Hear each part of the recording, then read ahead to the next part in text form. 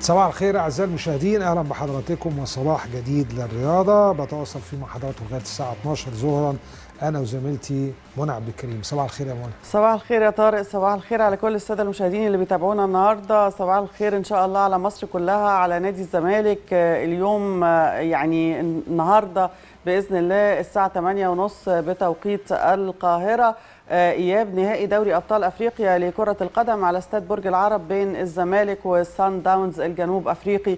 كل التوفيق لنادي الزمالك إن شاء الله في تجاوز نتيجة مباراة الذهاب ب3 أهداف دون رد. في أمل وفي صعوبة صحيح، لكن الكرة هي الكرة ودايما المجتهد له نصيب كبير فيها بإذن الله.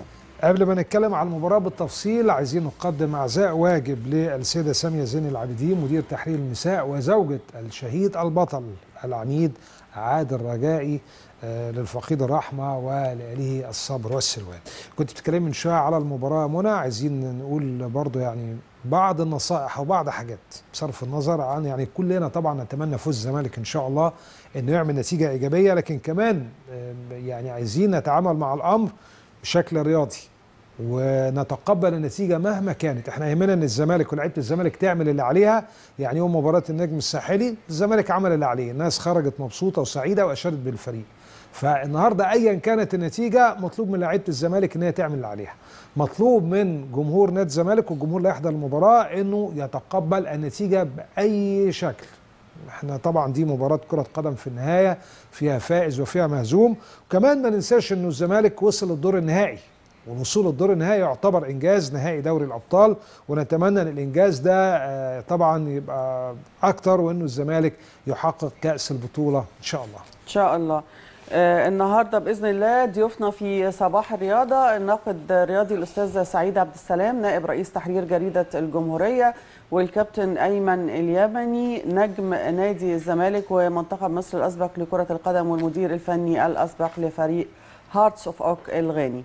الشيء الجميل مسانده كبيره جدا من الجماهير المصريه لنادي الزمالك، جمهور الاتحاد، جمهور اسكندريه امبارح يعني استقبل الزمالك بشكل جيد جدا، موجود النهارده منه اعداد كبيره زي ما قال لي الحاج عصام في اتصال هاتفي رئيس رابطه مشجعي الاتحاد ورئيس رابطه مشجعي مصر، ومعاه كل جمهور الاتحاد او قياداته حميدو وحسن السيكو وعادل سعد ومجدي صادق وبوبو، كل دول هيكونوا موجودين بجانب جماهير الزمالك وباقي الجماهير المصريه ان شاء الله. مطلوب من الجمهور انه لا يفقد الامل ويشجع لغايه اخر دقيقه، ممكن جدا الشوط الاول ما يحالفش توفيق نادي الزمالك، المباراه ممتده لغايه اخر لحظه، وشفتوا نتائج كتير جدا ومباريات عرضناها لحضراتكم اتقلبت نتائجها في ربع ساعه وفي 10 دقائق كمان. صحيح اكيد. مؤمن سليمان المدير الفني للزمالك، يعني من التدريبات الأخيرة وضح طبعا التشكيل المتوقع في مباراة اليوم. محمود عبد الرحيم جنش في حراسة المرمى، وأمامه رمزي خالد وعلي جبر وأحمد دويدار ومعروف يوسف، وكمان في خط الوسط طارق حامد وأحمد توفيق ومصطفى فتحي وأيمن حفني، وفي الهجوم ستانلي وباسم مرسي. ده التشكيل المتوقع للزمالك اليوم إن شاء الله. يبقى كده نادي الزمالك هيدفع برمزي خالد في الظهير الأيمن، ده الجديد في التشكيلة. رمزي خالد شفناه في الظهير الأيسر، شفناه هو لاعب وسط لكن كمان هو ظهير أيمن كويس، هيبدأ النهارده. أحمد توفيق هيسيب المركز اللي كان لعب فيه اللي هو الظهير الأيمن وينضم للوسط المدافع بجانب طارق حامد. معروف يوسف هيلعب في نفس المركز اللي بدأ فيه في مباراته السابقة مع سان داونز، هيلعب على الطرف الأيسر. وكده مؤمن سليمان اختار انه من البداية في الوسط المهاجم يكون معاه أيمن حفني ومصطفى فتحي وستانلي. كان في كلام انه ممكن شيكابالا يبدأ، لكن هو هيخلي شيكابالا على مقعد البدلاء، والثلاثة دول هيبقوا وسط مهاجم وأمامهم باسم مرسي في خط الهجوم. أنا شايف أمونا انه تشكيلة كويسه الى حد كبير، خاصه انه في طبعا كلكم عارفين ظروف القائمه الافريقيه والنقص الحاد اللي حصل خاصه في خط الظهر. يعني بتشوفوا في كل مباراه الظهير الايمن او الظهير الايسر ما بيبقاش مراكزهم، لكن ان شاء الله التشكيله دي تعمل حاجه. وزي ما قلت اهم حاجه بس اللعيبه يبذلوا او يقدموا كل ما في جعبتهم وتبقى النتيجه في النهايه ان شاء الله والتوفيق يحالفهم باذن الله. ان شاء الله. في 6 محترفين يعني يبرزوا جدا في صفوف فريق سان داونز الجنوب افريقي. طبعا الجناح الزيمبابوي خاما بليات، وده كان هداف الفريق في الدوري الموسم الماضي، احرز 12 هدف واحرز هدفين امام الزمالك في المباراه اللي انتهت 2-1 لصالح سان داونز في دور المجموعات، وله تاثير كبير جدا مع فريقه سان داونز. ايضا الحارس الاوغندي اونيانجو، المدافع الايفواري سوماهورو، لاعب الوسط البرازيلي ناسيمنتو، الجناح الليبيري انطوني لافور، المهاجم الكولومبي كاسترو، وده غاب عن الذهاب وهيغيب ايضا عن العوده لظروف الاصابه. كويس. ولكن المحترفين في صفوف سان داونز ليهم تأثير كبير جدا مع الفريق. يعني أنا طبعا اتكلمنا كتير على اللاعبين المميزين ومن المباراة الأولى والفريق تم اختيار 5 لاعبين فيه أو مرشحين لجائزة أفضل لاعب على المستوى المحلي، وده يورينا قوة هذا الفريق. يعني 5 لاعبين، نص الفريق تقريبا مرشح لجائزة أفضل لاعب على المستوى الأفريقي. المباراة مش سهلة يا جماعة، لازم نتأكد من ده. المباراة مباراة نهائية، ويعني احنا شفنا إمكانيات الفريق، خطوطه الدفاعية، خطوطه الأمامية، فريق متميز بصراحة، لكن إن شاء الله الزمالك يعمل نتيجة جيدة إن شاء الله. بيتسو موسيماني المدير الفني لفريق سان داونز أكد في المؤتمر الصحفي اللي عقد أمس قبل المباراة على عدة أمور. قال إنه هو وفريقه لا يخشوا الحضور الجماهيري المكثف، وإن اللاعبين جاهزون لتحقيق نتيجة إيجابية. وقال كمان أمس إن مباراة الغد تبدأ بنتيجة التعادل السلبي، مش هيبصوا أبدا إن مباراة الذهاب انتهت ب3 أهداف دون مقابل. وقال إنه الكرة كرة، وليس معنى إني فزت على الزمالك 3 مباريات إني فرصتي أفضل في لقاء الغد. هو بيقول إنه مجهز مفاجأة للزمالك أول ربع ساعة، وإنه هو ضرب عليها كويس قوي. أنا بعتقد إنه هو بيفكر جيدا إنه هو يحاول يسجل هدف في ربع ساعة الأولى، عشان يبقى الزمالك كده محتاج 5 أهداف فيعمل نوع من الإحباط للفريق. أعتقد ده الفكر اللي عند موسيمان يعني، ولا أنت إيه رأيك؟ أكيد طبعا. يعني الفريقين كلهم في الربع ساعة الأولى دي هتكون في اختبارات قاسية ليهم جدا، وعليهم طبعا إن هم يلتزموا بالتعليمات ويأدوا أفضل أداء سواء على مستوى الدفاع أو الهجوم. فإن شاء الله يعني الربع ساعة الأولى دي يعني الزمالك يقدر فيها يقرب شوية، لو بعد سجل كده هدف يبقى بعد كده تبقى في سيناريوهات محتمله. احنا شفنا مباراه منى لسان داونز لعبها طبعا في كاس جنوب افريقيا، وعرضناها عده مرات. سان داونز لما دخل فيه هدف، على فكره كان بيلعب بالتشكيله الاساسيه في نهائي الكاس يا جماعه، مش صحيح انه كان بيلعب بتشكيله بديله يعني. لما دخل فيه هدف في اول 30 ثانيه الفريق حصل له دربكه غير عاديه، طريقه كان للمرمى مفتوح، اتغلب 3-0 مع الرأفة. الفريق اللي قدامه وصل للجون ضيع 6-7 تجوال. فممكن جدا الفريق يخرج عن توازنه. يعني احنا كلنا مدركين الفريق قوي جدا، فريق متميز، خطوطه متميزة، حارس مرماه جيد، لكن ممكن جدا انه الفريق يصاب بحالة من عدم الاتزان لو انت سجلت فيه هدف، ويا سلام لو هدف تاني كمان قبل نهاية الشوط الاول. عندنا جنش مميز جدا في ركلات الترجيح. الزمالك لو سجل في الشوط الاول هدف او سجل هدفين وسجل هدف ثالث في الشوط الثاني، ربما لو وصل ركلات الترجيح ان شاء الله تكون فرصه يعني طيبه فوق ال 50% ان شاء الله. صحيح. فده سيناريو كتير ناس حطاه، يعني ان المباراه تمشي بالشكل ده، الزمالك يسجل في الاول وبعدين يسجل هدف قبل نهايه الشوط الاول او في الشوط الثاني بدايته، وهدف في الدقائق الأخيرة ويوصل لركلات الترجيح. وإن كان حارس مرماهم كمان يا منى حارس متميز جدا، أونيانجو ده يعني حارس كبير أوغندي وحارس مرمى منتخب أوغندا. نعم صحيح. بالنسبة لفريق سان داونز أو نادي سان داونز، أنشئ عام 1970 وبيمتلكوا أحد أهم رجال التعدين في جنوب أفريقيا وأحد أغنى الشخصيات كمان في جنوب أفريقيا، هو باتريس موتسيبي. ثروته بتتعدى 2.4 مليار دولار أمريكي. تولى تدريبه العديد من المدربين والنجوم الأجانب، منهم البلغاري ستويتشكوف، الفرنسي هنري ميشيل، الهولندي ناسكنز، والهولندي ويسترهوف. كمان أحرز بطولة الدوري المحلي 7 مرات في جنوب أفريقيا، وصعد لنهائي أفريقيا للأندية الأبطال أو دوري أبطال أفريقيا مرة واحدة أمام النادي الأهلي عام 2001، لكنه خسر أمام النادي الأهلي. واليوم هو النهائي الثاني ليه في دوري أبطال أفريقيا لكرة القدم. على فكرة النهائي الآخر في الكونفدرالية هيجمع يوم السبت القادم، بس هيكون لقاء الذهاب، هيجمع ما بين مولودية بجاية في ملعب الوحدة المغربية في الجزائر مع فريق مازيمبي. مباراة العودة هتكون بعدها بأسبوع. نتمنى التوفيق لمولودية بجاية إن شاء الله. كمان الفائز النهاردة في المباراة هيمثل أفريقيا في بطولة العالم للأندية اللي هتقام في اليابان الشهر بعد القادم، وبيحصل على 1.5 مليون دولار ده من الكاف، بجانب $1 مليون لمجرد مشاركته في كأس العالم للأندية. ممكن تزيد لو عمل نتائج أفضل، يعني الحافز المادي بيزيد جدا، وإن شاء الله بالتوفيق. نعم. عدد من المدربين والخبراء في كرة القدم يعني أبدوا رأيهم في مباراة اليوم أو توقعاتهم لمباراة اليوم بالنسبة لأداء الزمالك.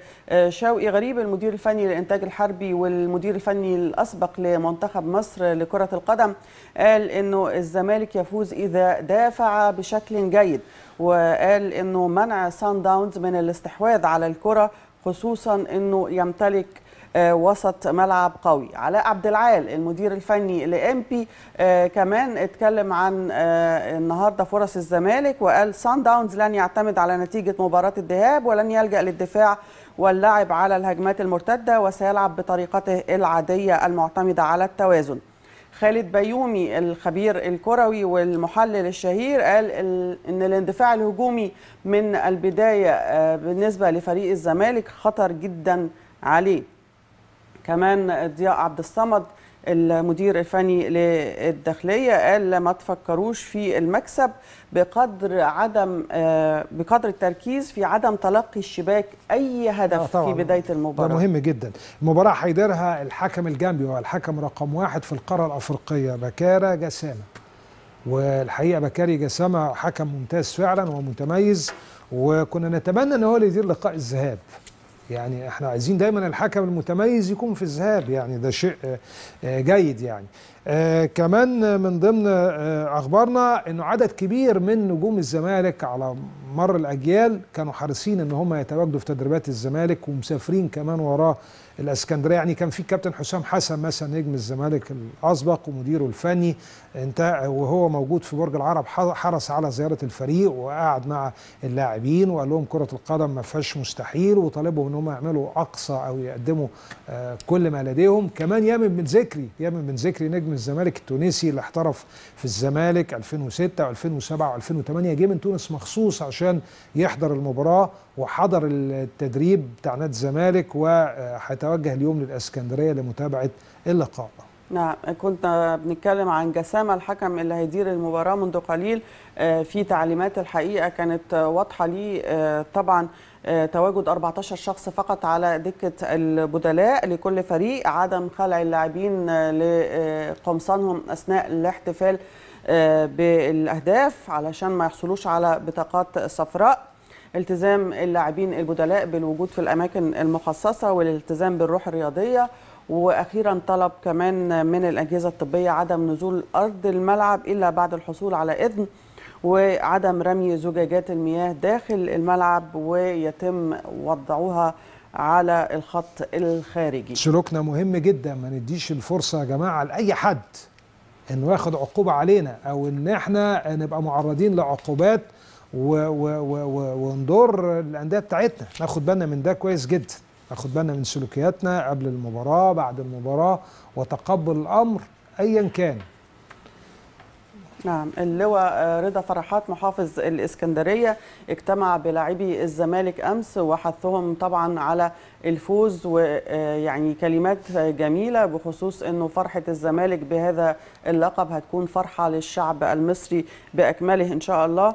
وكمان أكد على أنه تأمين المباراة على أعلى مستوى سواء من القوات المسلحة أو من قوات الشرطة، وفي تعاون كبير بينهم وتنسيق للخروج بالشكل الأمثل لهذا اللقاء.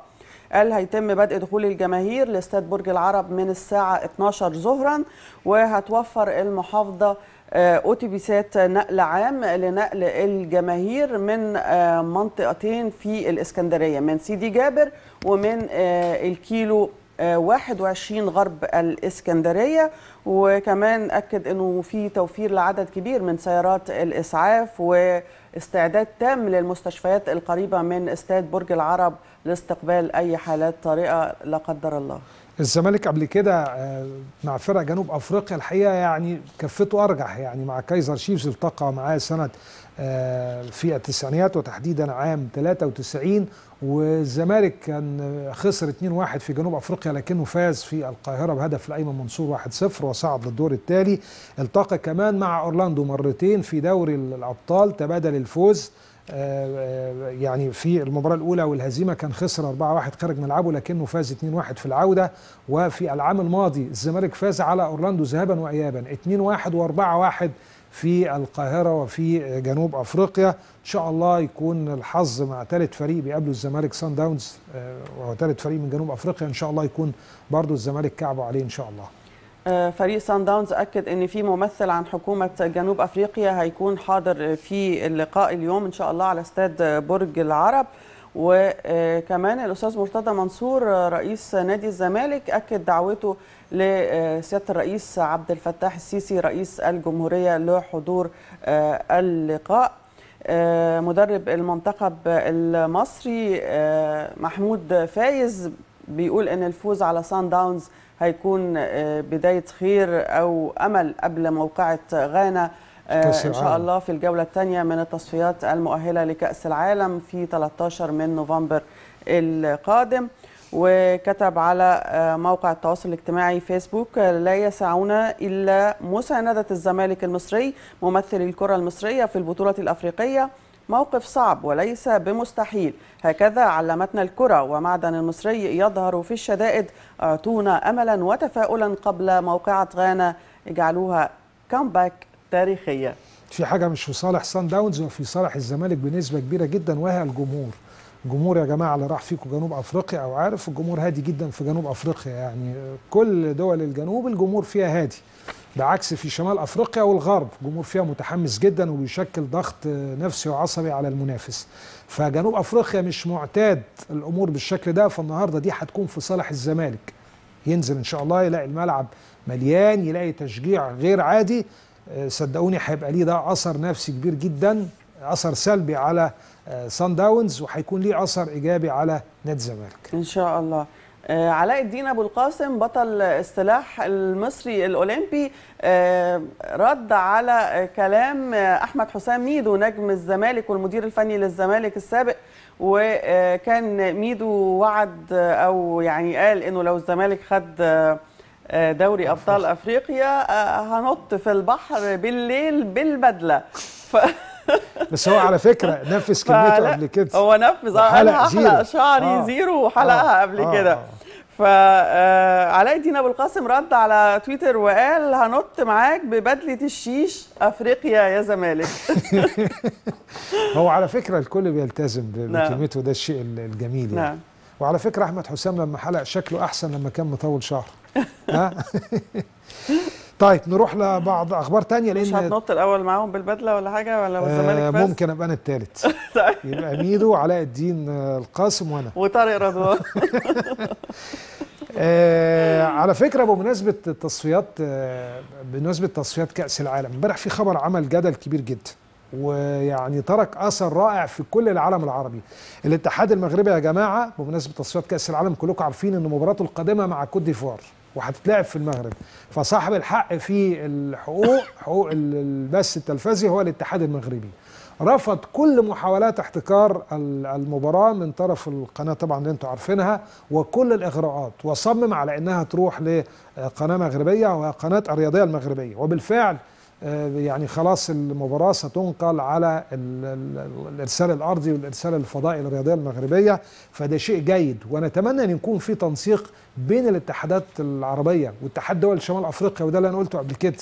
لو في توحد قوي صدقوني الصورة هتختلف كتير جدا، لو في تكامل بين كل الاتحادات الموجودة في شمال أفريقيا في موضوع البث. صحيح. يعني شيء محترم جدا اللي حصل اللي عملوه في طبعا ده. أكيد. تحية ليهم يعني الحقيقة. هيكتور كوبر المدير الفني لمنتخب مصر استقر على الإعلان غدا الاثنين إن شاء الله عن قائمة المنتخب الوطني اللي هتبقى يعني مستعدة للقاء غانا بإذن الله في الجولة الثانية من تصفيات كأس العالم يوم 13 نوفمبر. الجولة الأولى طبعا انتهت بالتعادل السلبي بين غانا وأوغندا، في حين فازت مصر على الكونغو في الكونغو بهدفين مقابل هدف واحد. غدا ان شاء الله حدث مهم جدا بس مش واخد حقه، لانه طبعا موضوع مباراة الزمالك يعني طبعا مستحوذ على الاهتمام. بكره يا جماعه قرعة كأس الأمم للشباب في القاهرة. بكره الاثنين هتكون قرعة الأدوار النهائية لكأس الأمم الأفريقية للشباب تحت 20 سنة في القاهرة. مصر احدى الدول اللي تأهلت، السودان، زامبيا، مالي، السنغال، غينيا، الكاميرون، جنوب افريقيا. البطوله هتكون في زامبيا وهتكون بعد انتهاء مباريات كاس الامم الافريقيه، وبنترقب موقف المنتخبات خاصه المنتخب المصري والمنتخب السوداني. وفي نفس اليوم هتجرى قرعه 17 سنه الامم الافريقيه، بس بكل اسف مفيش اي فريق عربي تاهل للادوار النهائيه. نعم. كل التوفيق للمنتخب المصري في بطوله الشباب بقى ان شاء الله. يا رب ان شاء الله.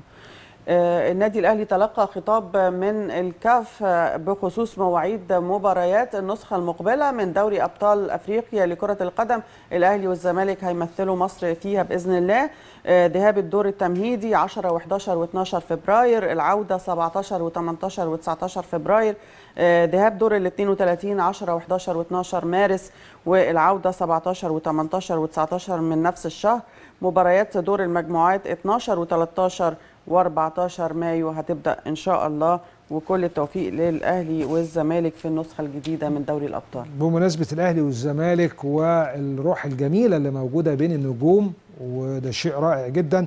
المهندس هشام عزمي طبعا كان حارس مرمى لنادي الزمالك لسنوات طويلة في نهاية الستينات وفي السبعينيات، وكان عضو مجلس إدارة اتحاد الكوره في اكتر من دوره، وكان مسؤول عن ملف الترشح لمونديال 2010. عمل مبادره جميله جدا ودعا كل حراس جيل الستينات يا منى انه يتواجد في منزل الكابتن عادل هيكل. الكابتن عادل هيكل طبعا يعني ربنا يعني يمده في عمره ان شاء الله، يعني كان الفتره الاخيره تعرض لبعض الازمات الصحيه، واكيد الواحد في الفتره دي بيحتاج دايما ان يكون معاه اصدقائه ومعاه نجوم جيله بيفرقوا كتير جدا معاه معنويا. ف يعني المهندس هشام اتصل بخورشيد حارس المحله، رحب جدا بسمير محمد علي حارس الزمالك، بمروان كنفاني حارس الاهلي، وكل الحراس اللي كانوا موجودين في نفس جيل الكابتن عادل هيكل او قريبين منه شويه، لان المهندس هشام طبعا لعب بعد الكابتن عادل هيكل، لكن تبقى العلاقات الطيبه هي الشيء الجميل بين كل الانديه المصريه وبين نجوم الكره. نعم، بنتمنى الشفاء ايضا للكابتن هاني مصطفى باذن الله، والكابتن صفوت عبد الحليم، لان برضو حالتهم الصحيه حرجه وبيمروا بازمات صحيه منذ فتره طويله. ان شاء الله يعني يتحسنوا في القريب العاجل. والاثنين الحقيقه من العناصر الرائعه جدا وقدموا الكثير يعني وامتعونا الحقيقه. طب نروح لمعاناة الصاعدين حديثا إلى دوري الأضواء. نادي الشرقية، الكابتن طارق يحيى المدير الفني بيقول لو استمرت النتائج سيئة هتبقى المباراة الأخيرة القادمة مع الشرقية. وطبعا الشرقية تلقى الهزيمة الثالثة ليه خلال مشواره بالدوري المصري أمام الإسماعيلي ضمن مباريات الجولة الخامسة من مؤخرا، وخاض الفريق 4 مباريات، هزم في 3 وتعادل في 1، وبتتبقى ليه مباراة مؤجلة مع نادي الزمالك. النصر للتعدين كمان بيعاني، ومجلس إدارة النصر للتعدين قرر أمس إقالة حمادة رسلان مدرب الفريق أو المدير الفني للفريق، وكابتن أشرف عرب المدرب العام تم تكليفه بإدارة مباراة الفريق أمام وادي دجلة القادمة لحين الاستقرار على مدير فني جديد للفريق. التعدين حصد نقطة واحدة من تعادل مع الإسماعيلي، وخسر 4 مباريات أمام إنبي والمصري والزمالك والمقاولون، وما سجلش اللاعبون إلا هدف واحد واستقبلت شباكهم 10 أهداف. وطبعا الكابتن حمادة رسلان كده يبقى تاني مدير فني بيستقيل من فريقه أو بيترك فريقه بعد استقالة عماد سليمان المدير الفني للإسماعيلي منذ أيام. في 3 مرشحين لتولي المهمة في نادي النصر للتعدين: الكابتن فتحي مبروك، الكابتن ربيع ياسين، والكابتن نبيل محمود. بالتوفيق ليهم كلهم إن شاء الله. دايما نجوم كرة القدم السابقين يكون ليهم آراء غريبة شوية. يعني بيليه مثلا كان يطلع قبل بطولة كأس العالم يقول لك بتوقع فوز كولومبيا ستكون بطلة لكأس العالم، فيعمل جدل غير عادي. نيجيريا هتوصل فاينل، كانت تخرج مثلا من الدور الاول، كان ليه دايما اراء غريبه. مارادونا الظاهر يا منى ماشي على نفس الوتيره برضه، نفس النهج. يعني بيسالوه امبارح مين هو اعظم واهم مدرب في العالم، فكل الناس اعتقدت الاسامي اللي احنا عارفينها، مورينيو مثلا، مارشيلو ليبي، جوارديولا، الاسامي اللي معروفه. ففاجئهم وقال لهم لا، اعظم مدرب دلوقتي موجود يورجن كلوب، وده كان مدير طبعا فني لبروسيا دورتموند. والحقيقه اللي هيبص في سجله هيلاقي ان بروسيا دورتموند في اخر موسم هو كان مدير فني فيه احتل المركز السابع اللي هو 2014 2015. هو دلوقتي انتقل الى ليفربول الانجليزي. فدي كانت حاجه. الحاجه الثانيه انه ليفربول دلوقتي في المركز الرابع بعد مانشستر سيتي وبعد الارسنال وبعد توتنهام. فانا مش عارف على اي اساس كان اختياره، يعني بيحسبها ازاي انا مش عارف. بس هو يعني من افضل المدربين من الموجودين، لكنه ليس الافضل في العالم. والنتائج يعني انا بقول لك اخر سنه فيها مع بروسيا دورتموند المركز الثامن، يعني بعيد. السنه دي في المركز الرابع، امال مدرب ليستر سيتي يبقى السلفتي بقى ايه؟ بس برضه ما نقدرش نحكم عليه بالسنه دي لانه لسه الاسبوع التاسع من الدوري الانجليزي، مش الافضل يعني. النهارده في الدوري الممتاز القسم الثاني، الدوري الممتاز المصري للقسم الثاني، في طبعا عده مباريات ابرزها السكه الحديد ومنتخب السويس، الترسانه وكهرباء الاسماعيليه، الالومنيوم وكيما اسوان، المريخ والشرقيه للدخان، النصر واف سي مصر، المصريه للاتصالات وجمهوريه شبين. ومن المعروف طبعا انه اعيد توزيع الفرق على 3 مجموعات، وكل مجموعه تقريبا يعني فيها في المتوسط 12 فريق، هم الاعداد مختلفه في كل مجموعه، لكن هيصعد الاول فقط الى الدوري الممتاز الموسم القادم، وهنا بتكمن صعوبه الممتاز به. مجله فرانس فوتبول الفرنسيه بكره ان شاء الله الاثنين هتعلن رسميا اسماء افضل 30 لاعب في العالم. كان المتبع انه بيعلنوا 30 وبعدين يبقوا 10 وبعدين 5 وبعدين 3 وبعدين يعلنوا الجائزه. قالوا لا مش هنعمل ده خالص، ال30 وبعدين نعلن الفائز عشان يفضل ال30 عندهم الامل وتفضل وسائل الاعلام بتاعت الدول بتاعتهم تتكلم مهتمه. والحقيقه فكر ذكي جدا. وقالوا انه الفائز السنه دي مش هيبقى في يناير، لا هيعلنوه في الاسبوع الاخير من شهر ديسمبر. ويعني مجله فرانس فوتبول طبعا عريقه جدا في الفكره ديت، وهي اول من نظمت استفتاء لافضل لاعب سواء على المستوى الافريقي يمكن من 71 كان سليف كيتا المالي كان اول لاعب، او سواء على المستوى العالمي برضه هم الحقيقه سبقوا فيها. صحيح. وسائل الاعلام الفرنسيه او الاعلام الرياضي في فرنسا، رغم انه فرنسا يعني فازت ببطوله كاس العالم مره، بس عندها التاريخ الاهم.